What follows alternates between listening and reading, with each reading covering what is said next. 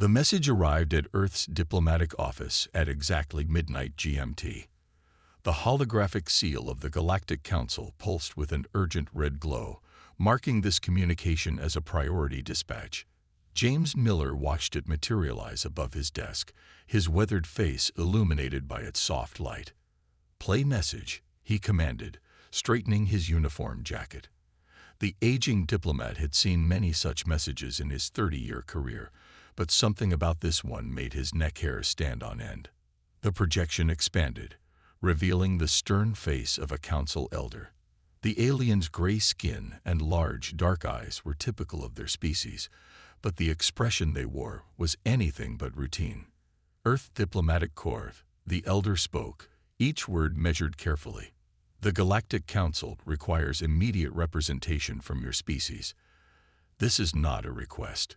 You will present yourself at the Council Station within 3 standard cycles." Miller leaned back in his chair, his mind already racing through the implications. In 30 years since Earth had joined the galactic community, the Council had never issued such a direct command. They always wrapped their requests in layers of politeness and protocol. The message continued. "Recent actions by your species have raised significant concerns. These matters require immediate attention." The transmission ended abruptly, leaving Miller's office in darkness. He didn't waste time. His hand moved to the communication panel on his desk. "Get me Defense Command. Priority channel." Within moments, General Thompson's hologram appeared. "I take it you received it too, James." "Yes, they're not even trying to hide their hostility this time." Miller rubbed his chin, a habit from his younger days. "Have you noticed any unusual movement in the outer system?" The general's image flickered as he pulled up additional data. "Actually, yes. 3 council ships entered the Kuiper Belt last week. They're claiming routine patrol routes, but their positioning is interesting. Surrounding us, most likely," Miller said. He stood up and walked to his office window, looking out at the gleaming towers of New Washington. The city had been rebuilt after the last war, now standing as a symbol of humanity's resilience. "They're planning something big, Mary." General Thompson nodded. "Should we begin quiet mobilization?" "Not yet. Too obvious, but put our orbital platforms on silent alert. And Mary, let's wake up Project Guardian, just in case." The general's eyebrows rose slightly. "You think it's that serious?" "The Council never makes demands without having 10 backup plans. Remember the trade species incident 5 years ago? They're following the same pattern." After ending the call, Miller spent the next hour reviewing Earth's recent interactions with the Council. Nothing stood out as particularly provocative, except perhaps humanity's latest breakthrough in quantum computing. The Council had seemed unusually interested in that. His assistant, Robert, entered the office carrying several data tablets. "Sir, I've compiled our recent diplomatic exchanges with Council members. There's a pattern you should see." Miller took the tablets, scanning through the data. His eyes narrowed. "They've been gathering information about our development rates, comparing them to historical records of other species." "Yes, sir. And there's more." Robert brought up a chart. "Every species that showed development rates similar to ours in the past, they all suddenly stopped advancing around this point in their timeline. All of them." Miller felt a chill run down his spine. The pieces were falling into place. This wasn't just about recent actions. This was about humanity's very nature, our rapid growth and adaptation. "Robert, prepare my ship, and get me everything we have on those species that stopped advancing. I want to know exactly what happened to them." As his assistant hurried out, Miller turned back to the window. The sun was rising now, casting long shadows across the city. Humanity had fought too hard, come too far, to be held back now. "You want to play games," he muttered to himself. "Let's show you how humans play." The next few hours would be crucial. Earth had 3 days to prepare for whatever the Council had planned. Miller intended to use every minute of it. The Council station hung in space like a giant silver snowflake, its crystalline arms stretching out for miles in every direction. Miller's diplomatic vessel approached slowly, giving him time to study the unusual amount of military ships gathered around the station. "I count 15 warships," Robert said, standing beside Miller at the observation window. "That's 3 times the normal security detail." Miller nodded, his face reflecting in the reinforced glass, and noticed their positioning. They're not just guarding the station, they're positioned for a quick jump to Earth. Their ship passed through several security checkpoints, each one more thorough than usual. Miller used this time to observe the other diplomatic vessels docked at the station. Representatives from almost every major species were present. The ancient elders with their crystalline ships, the warrior race's heavy battle cruisers, and the sleek vessels of the merchant species. "They've called everyone to watch," Miller muttered. "This isn't a negotiation. It's a show." As they docked, Robert's tablet beeped quietly. "Sir, I've managed to intercept some internal communications. They're encrypted, but—" He paused, frowning at his screen. "The energy usage in the station's secure meeting chambers is off the charts. They've been in session for days before calling us." "Planning their moves carefully," Miller said, straightening his uniform. "Keep monitoring those communications. I want to know what they're saying when they think we can't hear." The docking procedure completed with a soft thud.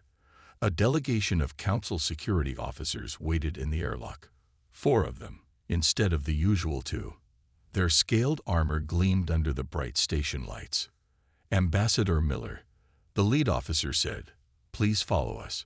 The Council is waiting." As they walked through the station's massive corridors, Miller noticed subtle changes. Security doors that were usually open stood closed.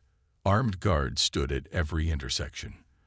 The few diplomatic staff they passed hurried away quickly, avoiding eye contact. "Robert," Miller whispered as they walked, "what's the status of Project Guardian?" "Online and ready, sir. General Thompson confirms all systems are green." They reached the Council chamber's outer doors, massive structures made of age-darkened metal from a long-dead star. Before they could enter, a familiar figure stepped out of the shadows. "Ambassador Miller," the elder Council member Grant said softly. His gray skin seemed paler than usual. "A moment, please." The security team started to object, but Grant waved them away with the authority only an elder could command. Once they were alone in the side corridor, Grant spoke quickly and quietly. "They're afraid, James. I've never seen the Council like this. Your species," he glanced around nervously, "you've done something no other race has managed. You've grown too fast, learned too quickly. They think you're dangerous." Miller kept his face neutral. "And what do you think, Grant?" "I think they're right to be afraid, but I think their solution will only make things worse." Grant pulled out a small data crystal. "This contains their plans, all of them, including the military positions around your solar system." Miller took the crystal, hiding it smoothly in his sleeve. "Why help us?" "Because in 30 years, humans have shown more innovation and adaptability than my species has in 1,000. We've grown stagnant, James. All the old races have. Maybe." Grant straightened up as footsteps approached. "Maybe it's time for a change." The security team reappeared, looking suspicious. Grant switched to a formal tone. "Remember protocol, Ambassador. The Council expects proper respect." Miller nodded, understanding the double meaning. As they finally entered the Council chamber, he took in the massive circular room. Hundreds of representatives sat in rising tiers, all focusing on him. The Council's 7 ruling members sat on their elevated platform, looking down at him like judges at a trial. "Welcome, Ambassador Miller," the head Council member said, voice echoing in the chamber. "We have much to discuss about Earth's concerning behavior." Miller stood straight, the data crystal heavy in his sleeve. He'd seen enough. This wasn't diplomacy, it was an ambush. But if the Council thought humans would be easy prey, they were about to learn a serious lesson about Earth's capacity for surprise. The head Council member's voice boomed through the massive chamber. "Ambassador Miller, We have evidence of serious violations by Earth against galactic trade agreements. A large hologram appeared in the center of the room. It showed what appeared to be Earth ships attacking merchant vessels. Miller kept his face calm, though inside his mind raced. He recognized the ships immediately. They were fakes, good ones, but fakes nonetheless. These attacks, another council member said, have cost lives and valuable resources, but this is merely the beginning of our concerns. Miller stepped forward, his footsteps echoing in the suddenly quiet chamber. Interesting evidence, he said, his voice steady. Though I noticed the identification codes on those ships are clearly visible. Convenient, isn't it? A murmur ran through the watching delegates. Miller continued, would the council like me to present the tracking data of every Earth ship for the past year? We keep very detailed records.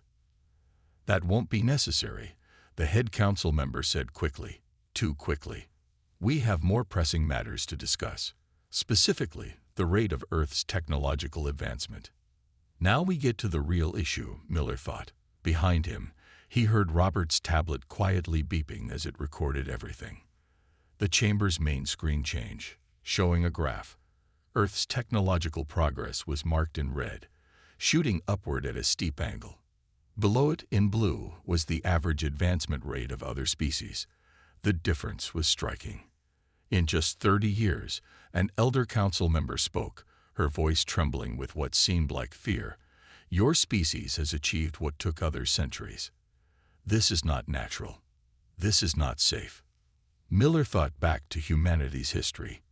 They hadn't told the council everything about Earth's past, about how constant conflict and competition had forced humans to adapt and innovate at incredible speeds, how necessity had bred invention, again and again. The council has a proposal, the head member announced. For the safety of all species, Earth's technological development must be placed under council oversight. All research, all advancement, must be approved by our committee. The chamber grew tenser as Miller remained silent. The council members shifted uncomfortably in their seats. They weren't used to silence in response to their demands. Additionally, another member added, we require access to all of Earth's research facilities. For inspection purposes, of course. Miller glanced at Robert, who nodded slightly. While the council had been talking, his assistant had been analyzing the data crystal from Grant. Everything was falling into place. Before I respond, Miller said, I'd like to share a story about Earth's history. He moved to the center of the chamber, where the hologram had been. There was a time when some human nations tried to prevent others from advancing. They claimed it was for safety, for peace. Do you know what happened? The council members stayed silent, but Miller could see he had everyone's attention. Those restricted nations advanced anyway. They did it in secret, often developing more dangerous technologies because they couldn't do it openly. The restrictions didn't create safety. They created danger. This is not a historical debate, the head council member interrupted. This is about galactic security. Miller smiled for the first time since entering the chamber. No, this is about fear. You fear what you don't understand, and nothing scares you more than humanity's ability to adapt and grow. He pulled out a small device, one that wasn't registered with council security. Gasps echoed through the chamber as a new hologram appeared, showing the council's secret military buildup around Earth. You talk about violations. Miller's voice grew harder. Let's discuss why the council has positioned a battle fleet around my homeworld without notification or permission.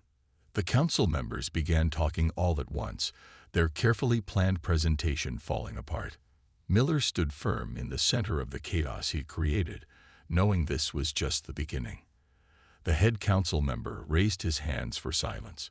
When he spoke again, his voice carried a threat. Ambassador Miller, consider your next words very carefully. The council's decision on this matter is final.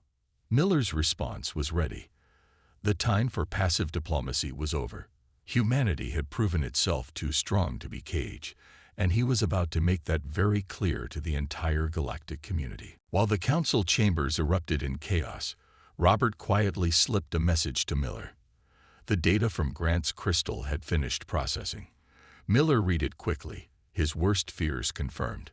"Honored Council," Miller spoke, his voice cutting through the noise. "Let's stop pretending. This isn't about trade violations or technological oversight. Tell them the truth about the quarantine plan." The chamber went dead silent. The head council member's face turned a pale shade of blue, his species equivalent of going white with shock. "I don't know what you're talking about," the head council member said, but his voice wavered. Miller touched his device again. New holograms appeared, showing historical records that the council had tried to keep hidden.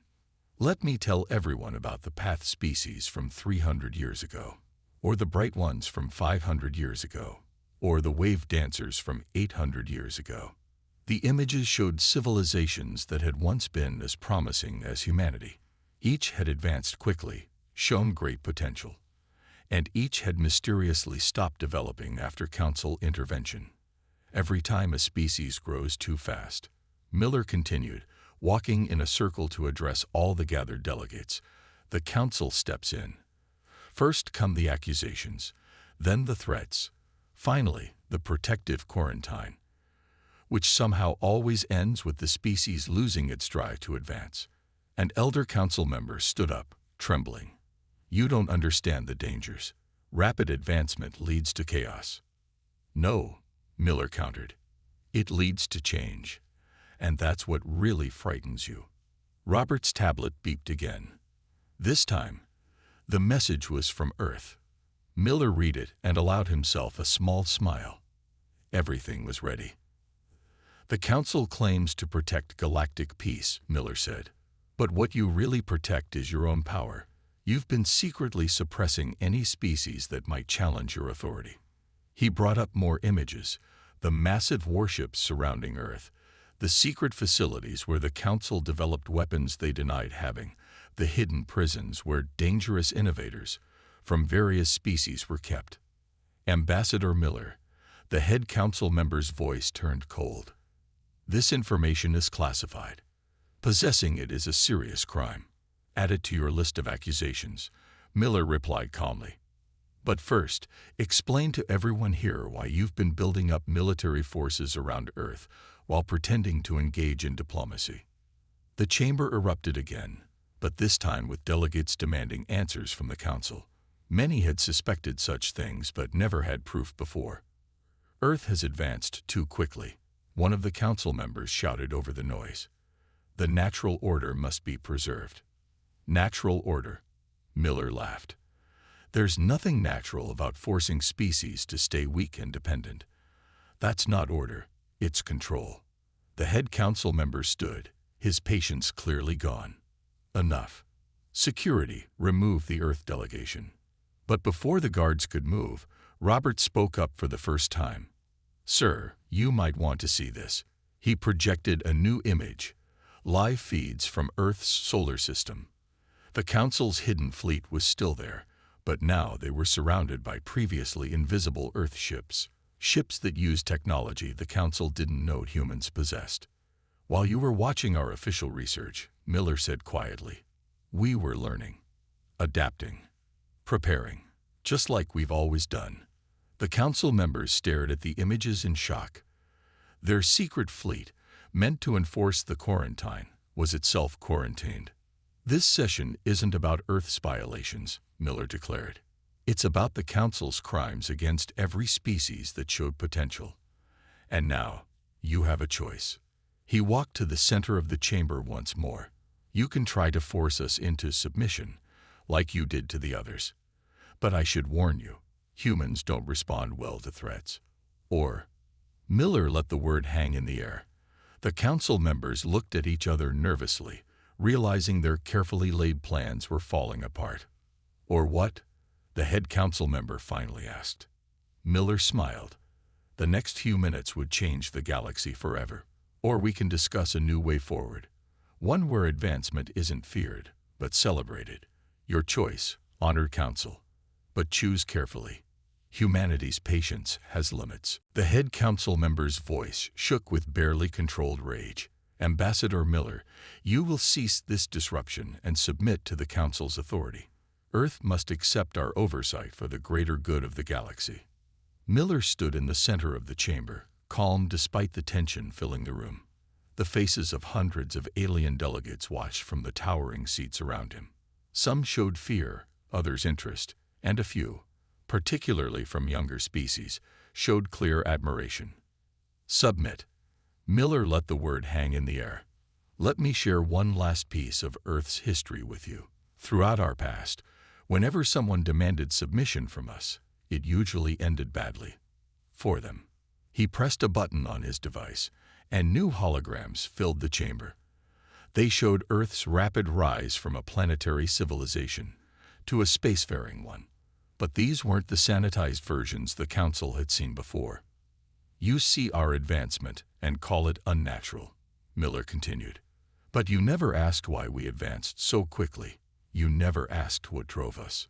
The images showed Earth's countless wars, disasters, and challenges, but more importantly, they showed how humans overcame each one. Every crisis made us stronger, Miller declared. Every challenge forced us to innovate. We didn't advance quickly because it was easy.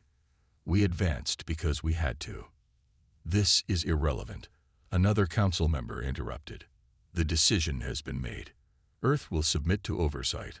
Or what? Miller's voice cut through the chamber like a blade. You'll use your hidden fleet, the one currently surrounded by our ships. He turned to address all the delegates. The Council speaks of peace while building weapons in secret. They preach stability while suppressing advancement. They demand trust while planning to quarantine Earth. Robert's tablet displayed a message from Earth Command. Miller nodded slightly. Everything was in position. Therefore, Miller's voice grew stronger, filling every corner of the vast chamber. On behalf of humanity and Earth, I formally reject these negotiations. Gasps echoed through the chamber. In the Council's 10,000-year history, no species had ever dared to reject their authority so openly. You cannot reject the Council, the head member sputtered.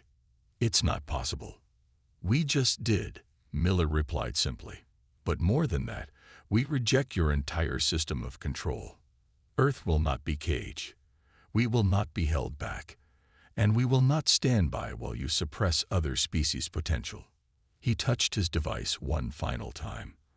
The holograms changed to show Earth's true fleet, not just the ships around the Council's forces, but hundreds more, using technology that the Council's sensors couldn't detect. Humanity doesn't want war, Miller continued. But if you force this confrontation, you should know that we've spent these 30 years preparing for exactly this moment. Every time you watched us, we were watching back. Every time you tested us, we were testing you. The Council members huddled together, speaking in harsh whispers. Finally, the head member spoke again, his voice noticeably less confident. If Earth rejects Council authority, you will face severe consequences. No trade, no diplomatic relations. No, you don't understand, Miller interrupted. We're not asking for permission. We're not negotiating. We're informing you of reality. He walked closer to the Council's platform. Earth rejects these proceedings entirely, and we invite any other species tired of being held back to join us in forming a new association, one based on mutual growth, not control. Several delegates stood up, then more and more. The Council members watched in horror as their authority crumbled in front of them. This is unprecedented, the head Council member shouted. This is change, Miller finished for him. The very thing you fought so hard to prevent. But change isn't your enemy. Fear is. And humanity. We conquered our fears long ago. He turned to leave the chamber, then paused. Oh, and one more thing. Those ships you sent to quarantine Earth, they're welcome to try leaving their current position. But I wouldn't recommend it. Humanity's hospitality has limits, just like our patience. The chamber erupted into chaos as Miller and Robert walked out, leaving behind a council facing its greatest crisis in 10 millennia. The galaxy was about to change, and humanity had just struck the first blow for freedom. The council chamber doors closed behind Miller and Robert, but the shouting from inside still echoed through the station's corridors. Security forces lined the hallways, their weapons ready but their expressions uncertain. No one had ever seen the council challenged like this before. "Sir," Robert said quietly, checking his tablet, "Earth Command reports multiple council ships are powering up their weapons." Miller nodded calmly. "Right on schedule. Have they noticed our new defense grid yet?" "No, sir. The quantum camouflage is holding. They still think they're just dealing with our visible fleet." They reached the station's main observation deck. Through the massive windows, they could see the Council's warships moving into attack positions. Their heavy weapons gleamed under the light of distant stars. "Incoming transmission from the Council," Robert announced. "They're demanding we return to the chamber immediately or face military response." Miller smiled. "Put it on screen. Let's see how they handle the next surprise." The head council member's face appeared on the deck's main display, his features twisted with anger. "Ambassador Miller, this defiance cannot stand. Return now, or we will be forced to." "To what?" Miller interrupted.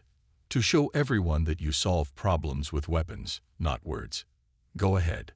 Fire on our ships. Show the galaxy what you really are." The council member's face darkened. "You leave us no choice. We cannot allow." Suddenly, new alarms blared throughout the station. The Council's warships had opened fire on Earth's visible fleet, but instead of explosions, their weapons simply disappeared. "Impossible." The Council member gasped. "Not impossible," Miller replied. "Just new technology. The kind you tried to prevent species from developing." He turned to Robert. "Show them the rest." Robert pressed a few buttons on his tablet. Around the station, hundreds of previously invisible defense platforms shimmered into view. Each one was more advanced than anything the Council had in their arsenal. "While you were watching our official research," Miller explained, "while you were counting our ships and monitoring our communications, we were building, learning, preparing. Those weapons you just fired, they didn't disappear. They were redirected into pocket dimensions. Technology, you said, was impossible." The council member's face had lost all color. "How, when did you?" "The moment we joined the galactic community, we knew this day would come," Miller said. "Humans have a long history of dealing with empires that fear change. We recognized the signs immediately." More council ships arrived, but they found themselves caught in containment fields they couldn't detect, let alone break free from. Earth's defense systems had turned their mighty fleet into floating decorations. "Now," Miller continued, "let's discuss the real issue. Not your false accusations, not your attempts at control. Let's talk about the future, a future where species are free to advance, to grow, to reach their full potential." The observation deck's doors opened, and several delegates from other species entered. They were representatives from younger civilizations, ones that had also felt the Council's suppression. "Ambassador Miller," one of them spoke, "our governments have reviewed your proposal for a new alliance. We accept." The Council member's face showed pure shock. "You cannot. This is forbidden." "Not anymore," Miller replied. "The age of suppression is over. You can either adapt to the new reality, or you can watch as the galaxy moves forward without you." He turned to the gathered delegates. "Humanity doesn't want to rule. We don't want to control. We want to explore, to learn, to grow, and to help others do the same. That's the difference between us and the Council." Robert's tablet beeped again. "Sir, Earth Command reports that all Council ships near our solar system have been contained. No casualties on either side." Miller nodded. This was why humans were different. Even in victory, they chose to avoid unnecessary bloodshed. "Your move, Council," Miller said to the screen. "You can join us in building something new, or you can cling to your old ways and watch your power fade. But remember, humanity didn't start this confrontation. We're just finishing it." The Council member's image disappeared, leaving Miller and the gathered delegates looking out at the stars. The galaxy was changing, and there was no going back. The age of suppression was over. The age of advancement had begun. 3 days after Miller's historic rejection, the council station buzzed with unprecedented activity. The massive chamber that had once hosted only council proceedings now held representatives from 50 species, all gathered to sign the new Galactic Alliance Charter. Miller stood at the observation window of his temporary office, watching ships from various species coming and going freely, something the council had never allowed before. Robert entered, carrying the final draft of the charter on his tablet. "The council finally responded, sir," Robert said. "They've agreed to join the alliance, but as equal members, not rulers. Their exact words were adaptation is preferable to extinction." Miller smiled. "Looks like they learned something from humanity after all." The door chimed, and Elder Grant entered. He looked tired but pleased. "Ambassador Miller, the other former council members are ready to begin the transition. Though I must admit, we're still stunned by how thoroughly you outmaneuvered us." "It wasn't just me," Miller replied. "Earth's strategy was 30 years in the making. From the day we first met your species, we recognized the signs of a controlling empire. So we showed you what you expected to see, a rapidly advancing but seemingly transparent civilization." Grant nodded thoughtfully. "While hiding your true capabilities in plain sight. Brilliant. But tell me, how did humans advance so quickly, even before meeting us?" Miller turned from the window. "Because we never stopped competing with ourselves. Every nation, every group pushed the others to do better. Our conflicts, though sometimes tragic, drove us forward. We learned that true stability doesn't come from control. It comes from growth." Robert's tablet beeped. "Sir, the first data sharing sessions are beginning. The wave dancers have already started recovering their lost technology, and 3 other suppressed species are showing signs of rapid advancement. And that's why the council really feared us," Miller said. "Not because of our technology, but because we believe in helping others advance. Speaking of which, Grant, is everything ready for the announcement?" The elder nodded. "Yes, though some still think it's too soon." Miller led them out of the office and toward the chamber. "Holding back progress is what got us here in the first place. No more delays." They entered the chamber, now rearranged with all seats on the same level. No more elevated platform for rulers.